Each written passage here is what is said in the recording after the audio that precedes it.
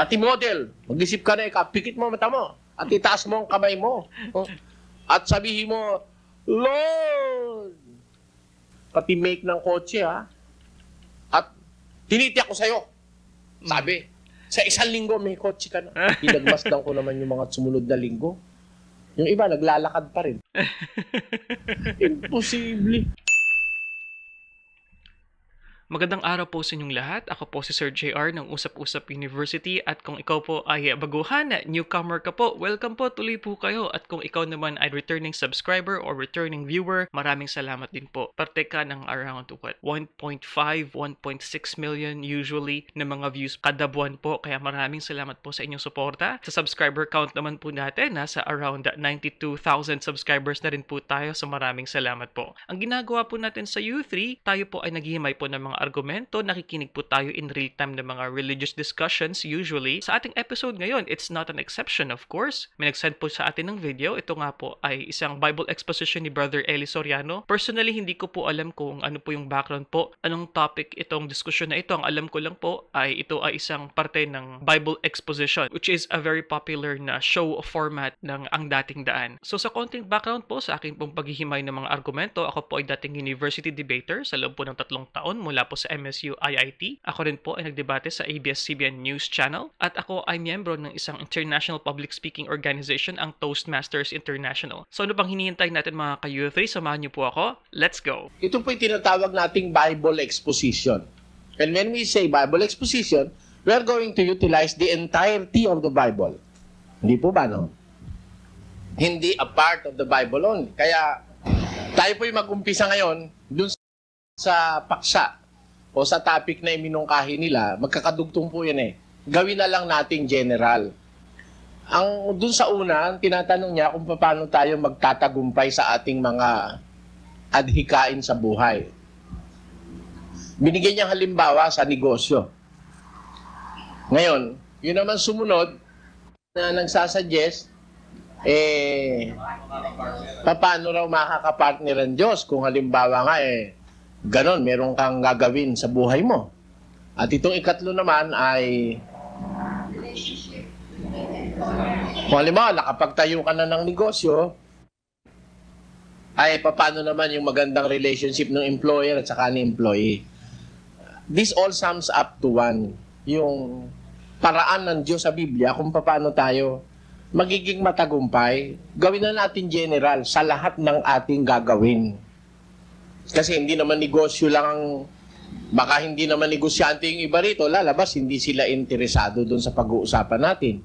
Pero halimbawa, magtatayo ka ng negosyo o ng pamilya, mag-aasawa ka, o kaya naman magiging manager ka ng isang malaking negosyo na hindi naman iyo, o kaya naman magiging empleyado ka ng isang negosyo o ng anumang itatayo o gagawin o babalakin ng tao, paano tayo magiging matagumpay?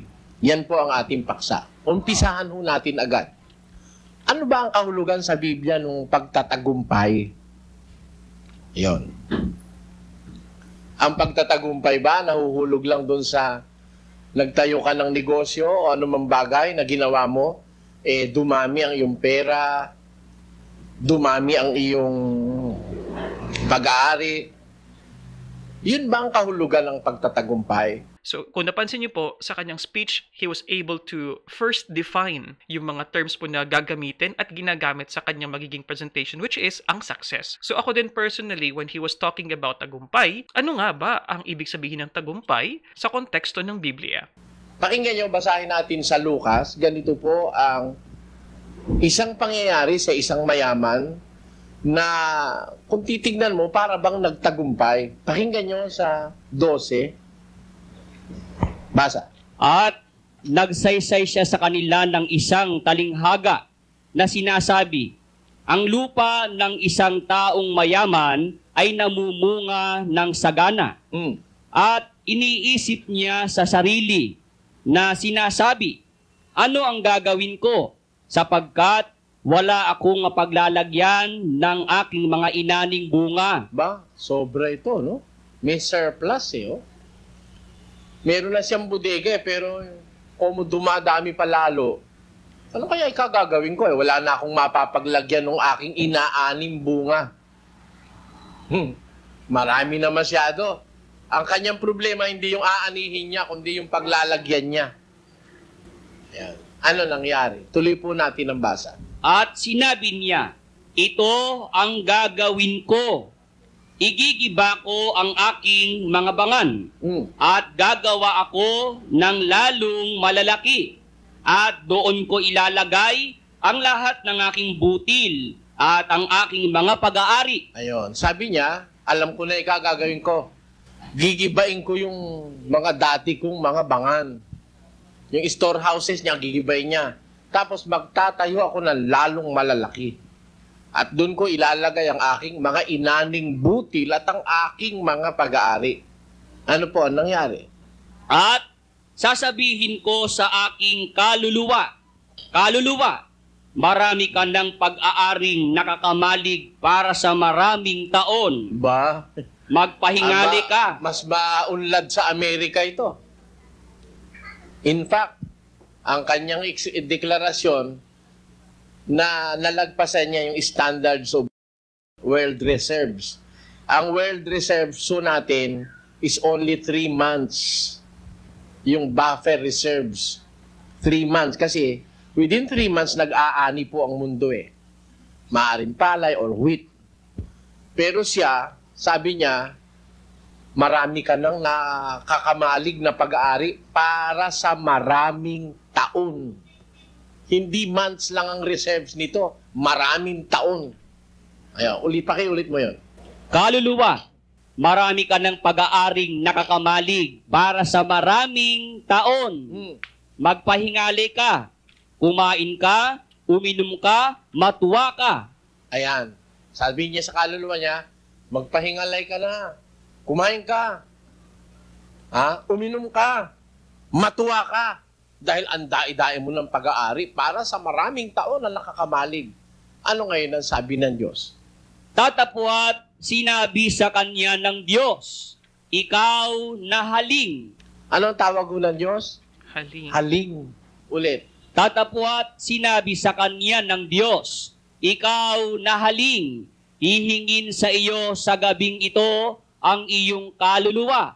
At ang mga bagay na inihanda mo ay mapapasa kanino kaya? Ang tawag ba ng Diyos doon victorious o matagumpay? Hindi. Daing pag-aari, wala nga mapaglagyan eh. Gigibain pa yung dati para to give way for a new storehouse or new storehouses to contain all the seeds, all the grains, and all the riches that he have. Pero ang sabi ng Diyos sa Haling kanya, crazy, stupid. ikaw na hangal. Hihingin sa'yo ngayong gabi ang kaluluwa mo. Ang iniipon mo, mapapasa kanino kaya? Mag-iisip ka lang kung may asawa ka. Doon ka eh. Dahil mong maiiwan, parang yung ladwenya, napapanood nyo. Ni-interest tuloy ni Mauricio dahil sa dain ng kayamanan. Kita mo? Okay, before that mga ka-youth, hindi po ako makarelate dun sa reference na ni Brother Eli. Siguro it's a TV show. I honestly do not know. I think it's a TV series or radio series. But anyway mga ka-youth, so pasensya na po sa mga baguhan po. Ganun po talagang ginagawa natin sa Usap-Usap University. I have to pause a little bit para po ibigay po yung aking mga input dahil po katulad po ninyo, first time ko rin po napapanood yung mga videos po natin. Anyway, at the start of Brother Eli's presentation, so gusto ko yung ginawa niya na ito ay response sa request ng mga tao na kung ano yung gusto nilang mapakinig. So, sinasabi niyo dito na 3 yung ni-request nga ng crowd. Ano yung tagumpay sa adhikain, paano magiging partner ang Diyos, at ano yung tamang relationship of employer and employee. So, ang ginawa niyo, Brother Eli, ang kanyang approach dito is parang, kumbaga, all-encompassing na magko-cover ng lahat ng yon, parang in general na. And nagustuhan ko naman yun kasi tama nga din naman. Tandaan po ninyo kung ikaw po ay isang public speaker, kinakailangan mong alamin ano yung mga needs ng audience mo, but at the same time, hindi lang iilan yung papakinggan mo, syempre. Dapat lahat pwedeng makarelate. Kaya po sa atin pong panonood ng mga Bible expositions, I do understand na hindi ito pa ang mas malalimang mga aral na tinuturo sa MCGI. I do get that. Dahil nga kinakailangan ito. In general, yung mga itanong mo kay Soriano, mga Bible exposition, this is for public consumption. What I know is meron talagang espesyal na turo within their church. But anyway, Brother Eli was able to open up with the idea of wealth and riches of a particular person, and he's saying na sobra-sobra, para kanino yung mga inipon mo? I feel, ito yung impression ko, that the material wealth is not the real measurement for success. That's what Brother Eli will be saying. Tapos, marami ka ng pag-aari. Kanino kaya mapupunta? Pagkamatay mo, sinong magmamana? Kung namana kaya nung asawa mo, hindi kaya mag-asawa ng iba? At yung kamang magandang ibinili mo, hindi kaya iba ang makatabi ng asawa mo ron? Kaya, ikaw ang wikang haling. If you call it victory, if you call it success, or triumph, God call it. Kaya, ang pagiging matagumpay sa buhay does not depend on material wealth. Tatandaan niyo. Unang-unang inaalis ng Diyos sa atin, sa mga kumikilala sa Diyos, na ang pagiging matagumpay sa buhay ay yung pagkakamal ng maraming kayamanan. Itaas natin ngayon ang salita. Pakinggan nyo. Okay, before that, kung napansin niyo po kanina mga ka-U3, para may nablip yata, hindi ko alam kung it was intentional, but what I understand there, the word was foolish, I think. For God, it is foolish. No? Sinabi niya sa kanila, mangagmasid kayo, at kayo'y mangag-ingat sa lahat ng kasakiman. Bakit? Sapagkat ang buhay ng tao ay hindi sa kasaganaan ng mga bagay na tinatangkilik niya. Kita nyo, sabi ng The Master. Ang sabi ni Jesus, magmasid kayo. Tignan nyo ang paligid nyo. Mag-ingat kayo sa lahat ng kasakiman. Bakit? Sapagkat ang buhay ng tao ay hindi sa kasaganaan ng mga bagay na tinatangkilik niya. Your life does not depend on your riches or what you have. Hindi. Hindi doon ang gagaling ang magandang buhay. Sa dami ng lupa, bahay, dollar deposits, wala ron. Wala ron ang buhay ng tao. Hindi rin yun ang masasabing tagumpay. Kasi yung isang taong nagtagumpay sa negosyo, na ang pinlano sa sarili, kumain, uminom, magpahingalay, magsaya, ang tawag ng Diyos, haling. Hindi tagumpay. Therefore, the Bible teaches us another meaning of success o pagtatagumpay. Pagtatagumpay or success, hindi na pagka ikaw ay dumadami ang pera mo at ang negosyo mo'y lumalaki, pinagpapala ka ng Diyos. Kasama na nila ang Diyos, pinagpala na nila sila ng Diyos. Hindi ganon. Kaya kung halimbawa, ang tanong sa akin paano tayo magtatagumpay? Hindi lang sa negosyo, in whatever undertaking we are going to take. Anong tunay na kahulugan ng pagtatagumpay ayon sa Biblia? Marami po kasing maaaring maipakahulugan ng tao sa pagtatagumpay. Ang isang doktor na nakapasa sa board. Maaaring tagumpay. Ang isang abogadong nakapasa sa bar, maaaring masabing nagtagumpay. Ang isang abogadong nagkaroon ng isang malaking bupete o kaya ng isang malaking law firm. Ngayon, kung Biblia atin tatanungin, ano ho ba ang kahulugan ng pagtatagumpay sa Biblia? Yung pagtatagumpay, yung success, yung prosperity, yung pagpapala ng Diyos. Ano kahulugan sa Biblia nun? Pakinggan niyo ho sa 2 Juan. Ganito ang ating mababasa sa 2. Minamahal, aking idinadalangin na sa lahat ng mga bagay ay guminhawa ka at bumuti ang iyong katawan na gaya ng pagginhawa ng iyong kaluluwa. Papaulit ko pong basahin, Tapos, Tignan nyo kung alin ang una. Alin ang una in priorities. Alin ho ang una? Ginhawa. Papaulit kong basahin at babasahin ko rin po sa English. Pakinggan nyo ang sinasabi. Pakiulit mo, kapatid na rin. Minamahal, aking idinadalangin na sa lahat ng mga bagay ay guminhawa ka at bumuti ang iyong katawan na gaya ng pagginhawa ng iyong kaluluwa. Sabi ko rito sa English version, Beloved, I wish above all things. Wala nang greater wish than this, di ba? Is there anything greater than this? Above all things, ang sabi ni San Juan. Si San Juan ay isang banal na lalaki ng Diyos, nakakaalam ng lahat ng kabutihang galing sa Diyos. Ang sabi niya kay Gaius, isang kapatid sa samahan o sa pananampalataya, Beloved, I wish above all things that thou mayest prosper and be in health, even as thy soul prospereth. Minamahal ang wika niya sa Tagalog, idinadalangin ko sa lahat ng mga bagay, above all things. This is my wish for Gaius. Ang ibig sabihin ni San Juan, this is his wish that will be possible with the help of God. Kaya siya ay nananalangin eh. Alam naman natin kung kanino nananalangin ng tao ng Diyos. Siyempre sa Diyos. Sabi niya, I wish above all things that thou mayest prosper. Ayun. Yung prosperity, yung success. And be in health. Even as thy soul prospereth. Ang ibig sabihin po ni San Juan dito, dinadalangin ko sa lahat ng bagay na ikaw ay guminhawa. At bumuti ang iyong katawan. Gaya naman ng pagginhawa ng iyong kaluluwa. Therefore, sa state na ito, nakausap ni San Juan si Gayo, maginhawa na ang kaluluwa ni Gayo eh. Maginhawa na siya. Spiritually speaking, maginhawa na si Gayo. Pero meron pa siyang gusto para kay Gayo na sa lahat ng bagay, material yung ibig sabihin nito. Kasi nauna na yung prosperity in the spiritual eh.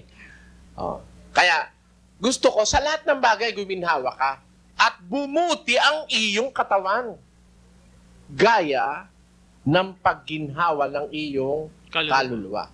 Kaya ang priority ng Kristiyano ay maging prosperous spiritually. Susunod lang, secondary lang, yung pagginhawa mo sa lahat ng bagay at pati na yung iyong katawan. Because you can be ill but still prosperous spiritually. Ewan ko kung maniniwala kayo sa akin. Sometimes you can be ill. You can be incapacitated. You can be disabled, but you are spiritually healthy. Hindi ba? Hindi ba mayroong ganon, mga kapatid? Kaya, ang wish naman ni St. John sa kanyang beloved brother in faith na si Gaius, sana guminhawa ka sa lahat ng bagay. Okay, before that mga ka-U3, sa argumentation po, meron po tayong importante po na konsepto. Ito po yung tinatawag po na mutual exclusivity. So, anong ibig sabihin nun? Katulad ng halimbawa ni Brother Eli na pwede ka na maging physically incapacitated, your body is not in good health, pero your spirit is in good health. So, the point here, it doesn't always go. Pwede naman na hindi maganda ang kaginhawaan ng iyong kaluluwa, pero you are physically or materially rich. So, yun yung sinasabi ni Brother Eli dito. So, which is a very good element of argumentation. Pati katawan mo, gaya ng pagginhawa ng kaluluwa mo. Sa mga tweet, pwedeng doon sa tiyempo na yon, maginhawa na ang kaluluwa ni Gayo. Pero, hindi pa ang kanyang katawan at ang kanyang kaluluwa. And that is my wish above all things. Kita nyo? Kaya alam nyo, yung success sa Biblia, hindi dependente sa malusog ka, marami kang pera, but you are spiritually poor. Ayan. Dahil si Kristo may sabi, merong mayaman pero pakinggan nyo, sa isang talata, ganito at gayon ang nagpapakayaman. Gayon nga, ang nagpapakayaman sa ganang kanyang sarili at hindi mayaman sa Diyos. Kita nyo, meron spiritually poor, but materially rich, wealthy. Pero sabi ni Kristo, gayon ang wika ang nagpapakayaman sa kanyang sarili, gayon man di mayaman sa Diyos. Kaya dito makikita nyo na yung term na success, prosperity, triumph, hindi ho na gigauge dun sa material things in life. Sabi nga nung isang philosopher na Amerikano, to be triumphant is to win over oneself. Ang sabi niya. Ang pagtatagumpay ay pagtatagumpay laban sa iyong sarili. Tanyo? Kaya, ang pagtatagumpay hindi nangangahulugan lang sa isang kahulugan eh. Pag ang taong makamundo o makasanlibutan ang tatanungin mo, pag sinabi niya prosperity, ang isip niya mag-isip ka na kung anong kotse gusto mo, pati color, pati model, mag-isip ka na pikit mo mata mo, at itaas mo ang kamay mo. At sabihin mo, Lord, pati make ng kotse at tinitiyak ko sa'yo. Sabi, sa isang linggo may kotse ka na. Pinagmasdan ko naman yung mga sumunod na linggo. Yung iba, naglalakad pa rin. Imposible.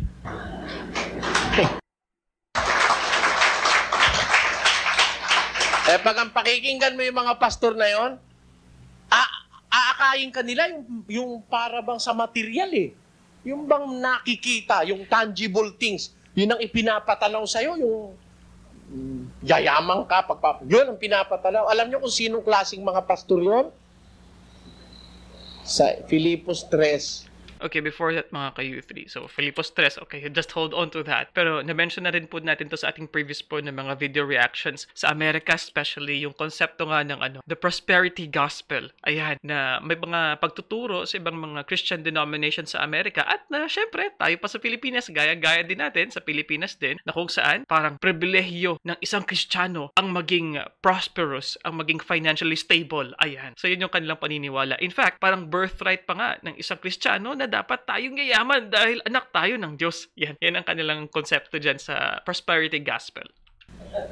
19. Na ang kanilang kahihinatnan ay ang kapahamakan, na ang kanilang Diyos ay ang tiyan, at ang kanilang kapurihan ay nasa kanilang kahihiyan, na nag-iisip ng mga bagay na ukol sa lupa. Kita nyo? Sabi ng Biblia, ang kanilang Diyos, tiyan. Ang kanilang kahihinatnan ng kapahamakan. Ang kanilang kapurihan, nasa kanilang kahihiyan. Kung alin yung kahiyahiya, yun ang pinagmamalaki nila, ibig sabihin. Na ang kanilang pinag-iisip, mga bagay na ukol sa lupa. Kaya matuto lang kayo makinig sa mga pastor, makikita nyo yung talaga sa Diyos at saka yung hindi sa Diyos eh. Pag dinadala ka ng pastor, puro sa panlupa, nililibang ka. Pagpapalain ka. Itaas mo ang wallet mo. Pagpapalain ka. Tsak yun. Tsak yun. Bukas. May kotse ka. Ang itinuturo sa iyo yung bagay na ukol sa lupa eh. Did he explain to you the biblical priorities of a Christian? Hindi tayo tutol magkaroon ng kotse. Di ba? Hindi tayo tutol magkaroon ka ng pera at umunlad ang negosyo mo. Hindi ako tutol doon. Ang tutol ko, na yun ang mauna sa isip mo. Hindi yun eh. Because that is not the real meaning of success and prosperity. I wish above all things, sabi ni St. John kay Gaius, that thou mayest prosper and be in health, even as thy soul prospereth. Ibig sabihin, ang priority yung soul. Yun ang inuna niya. Doon niya pinayaman si Gayo. Ang unang inasikaso ni Juan, payamanin ng kaluluwa ni Gayo. Anong klaseng kayamanan ang inintroduce ng mga apostol sa mga Christians nung araw? Pakinggan niyo po sa 2 Korinto. Yamang kayo'y pinayaman sa lahat ng mga bagay Alin yun? na ukol sa lahat ng kagandahang loob. Tinyo, pinayaman kayo sa lahat ng bagay. Ang mga Kristiyano, pinayaman yan sa lahat ng bagay na ukol sa lahat ng kagandahang loob. Hindi sa kasakiman pinayaman ng Kristiyano. Ukol sa lahat ng kagandahang loob. Saan yun? Puntahan natin yung 4. Na kayo ay pinayaman sa Kanya sa lahat ng mga bagay. Alin-alin? Sa lahat ng pananalita at sa lahat ng kaalaman. Ayun, dun mayaman ng Kristiyano. Sa salita ng Diyos at sa kaalamang ukol sa Diyos. Yun ang priority Gusto mong magtagumpay, yun ang unahin mo sa buhay mo. Ang katunayan niyan, si Kristo nagsabi niya in a very simple manner. Matthew chapter 6 verse 33. Pakinggan nyo.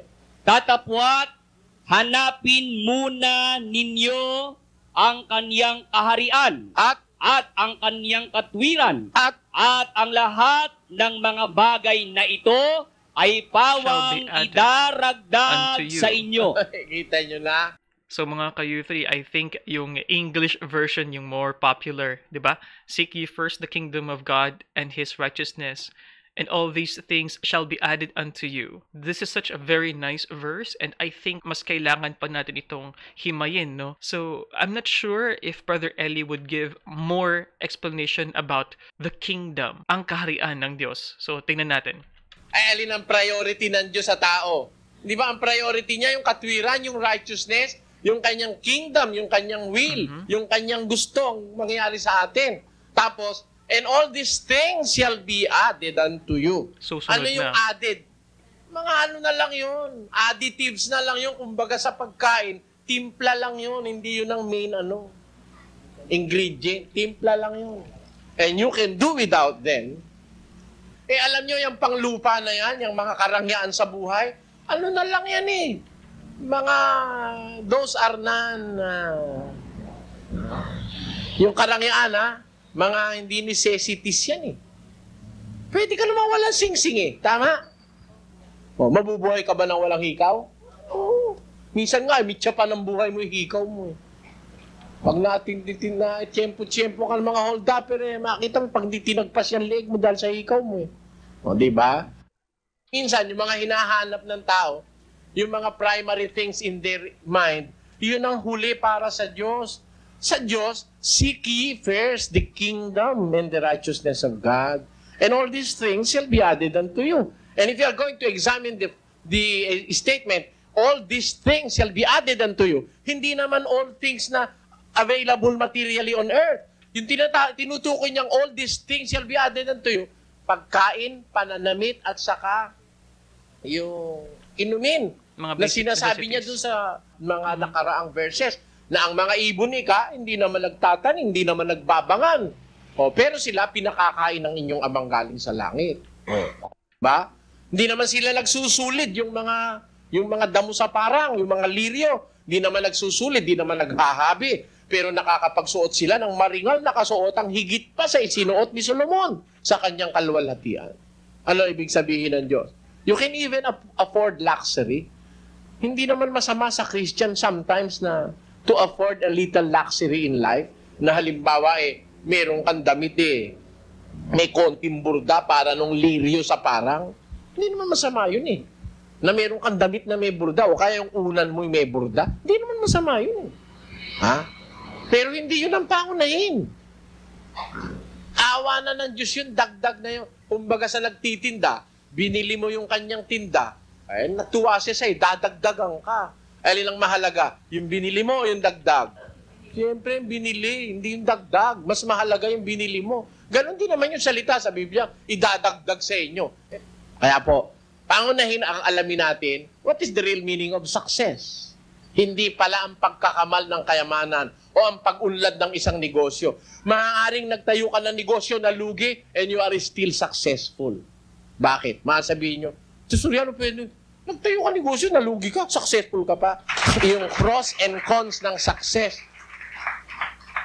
Hindi pala ang success magkamal ka ng kayamanan o dumami ang pera mo. Hindi pala yun ang tunay na success. Prosperity does not necessarily mean na marami kang pera. O, ayan. Anong tunay na kahulugan ng success? At paano ka magiging successful? Paano ka sasamahan ng Diyos para maging successful ka? Ayon. Doon sa iyong itatayo. Kay business ko, ano man yan, maging successful ka. Kagaya ko. Masasabi nung iba, si Soriano ika bankrupt. Bakit? May utang ako sa bangko eh.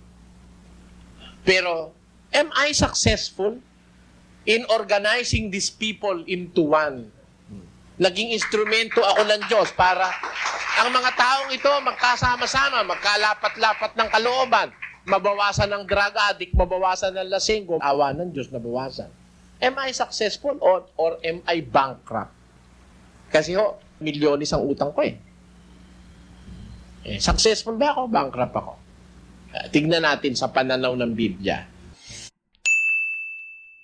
Okay, mga ka-youth. So, dyan na naman po nagtatapos ang ating episode ngayon. As always, alam ko po ang sasabihin po ng iba, bitin. Oo nga po mga ka-youth. Katulad nga ng nasabi ko, whether it's a 3-hour video reaction na ginagawa natin, o ito man ay isang 1-hour program or 40-minute program, so talagang laging bitin. Kaya maraming salamat po sa inyong pagsama. Pero mga ka-youth, gusto ko lang po mag-share ng kaunting insight lang po patungkol po dito. Naintindihan ko po na ang sinasabi ni Brother Ellie, it's better to live simply at hindi naman masama na magkaroon ng kaunting taste of luxury. I get that.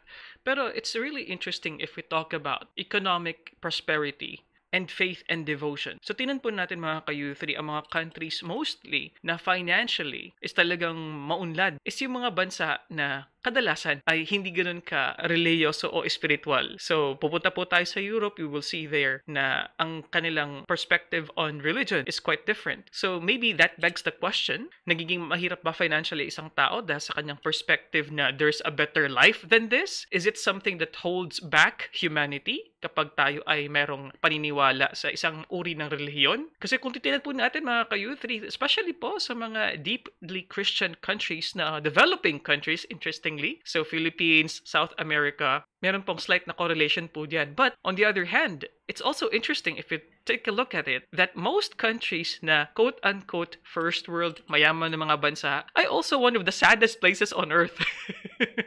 Totoo po yun. And we may find that the people na nasa developing countries ay mas masaya, mas satisfied sa kanilang buhay, mas masiyahin kumpara sa hindi. Pero yun nga, di ba? Pero yun nga, I always remember what my uncle has said before. The main purpose really of money, it's nothing more but for convenience. And I agree. It just makes our life a little bit more easier, but it's not kumbaga the end all and be all. I get that. Personally, I look at money as a way to make my family's situation better, especially na maraming needs ang aking pamilya. Pero I honestly think na marami sa ating mga relihiyon ang nagtuturo ng prosperity financially, pero hindi naman nagbibigay ng livelihood training, hindi naman nagbibigay ng pag-aaral, hindi naman nagtuturo ng tamang money management. So problematic yan kasi once you introduce just prosperity just because kayo ay may birthright, no? Katulad nga ng sinabi ko po kanina sa mga prosperity gospels po sa Amerika na sinasabi, problemado po yan dahil nagbibigay po tayo ng delusion about money.